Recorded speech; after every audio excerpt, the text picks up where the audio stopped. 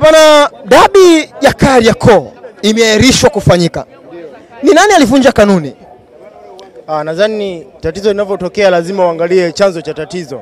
Chanzo cha tatizo ni nini? Chanzo cha tatizo ni kwamba Simba amezuiliwa kuingia kufanya mazoezi kikanuni na taratibu zinafahamika. Simba naye kuonesha kwamba naye ana heshima na ni mkubwa katika soka la nchi yetu. Ndio maana kasusia pia mechi. Kwa Simba katumia ukubwa wake. Hiyo ipo wazi. Maana nani anataka uonekane dhaifu kati ya hizo timu mbili? Kwani kati ya Simba na Yanga nani mkubwa? Wote wakubwa. Sasa wanatumia ukubwa wao. Sasa unavyotumia mmoja anavyofanya vitu vya kumdhalilisha mwingine au kumshushia heshima inakuwa sio kweli. Lazima mtu mmoja naye achukue hatua. Kwa hiyo kiujumla nani mwenye makosa? Yanga, Simba, bodi ya ligi ama TFF? Mimi nazilaumu moja kwa moja mamlaka zinazosimamia mpira kwa maana ya TFF na bodi ya ligi. Maana baada ya tukio la kuzuiliwa Simba kufanya mazoezi, hatua zingechukuliwa kuwakalisha chini na kuzungumza, baadaye mechi ingechezwa, hatua zikafuata za kinizamu kwa aliyesababisha hiyo itilafu. Lakini bodi ya ligi na TFF hawakufanya hivyo mpaka timu ya Simba inaamua kususia mechi. Kwa moja kwa moja ni kwamba bodi ya ligi na TFF ndio wamezingua kwa kweli. Wameshindwa kusimamia kanuni vizuri na sheria za mpira. Kwa hiyo kama ingefuatwa haki, nani mwenye haki kati ya Simba na Yanga?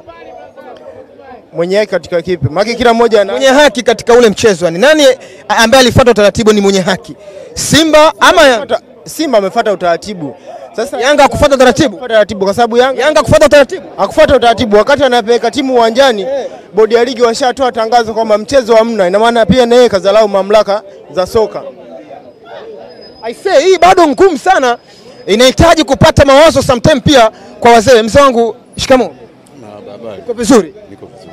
Hivi ile dabi uliipokeaje kwanza baada ya kuahirishwa? Dabi mimi nilihuzunika sana. Nilihuzunika sana. Ulihuzunika sana? Sana. Nani mwenye makosa mzee wangu? Makosa ni Yanga tu. Makosa Yanga. Yanga ndio mwenye makosa? Kwa nini uzuie uwanjani? Kwa Yanga ndio mwenye makosa. Sisi wageni. Lazima tuende tufanye mazoezi kwanza. Kwa hiyo Yanga ndio mwenye makosa, mwenye shida. Makosa ndio. Hata TFF wenyewe, TFF wao. Mimi naona kwamba labda timu za serikali labda sijui tufanyaje yani. Bwana. Bwana, bado tunaendelea kuzungumza hapa na wadau mbalimbali tuweze kupata mtazamo kwa kile ambacho kiliweza kutokea. Bwana Faza, heshima yako bwana. Asante sana. Uko vizuri? Uko vizuri kabisa. Niko poa. Uliumia mechi kutokufanyika? Hapana. Kawaida tu. Kawaida. Kwako kawaida.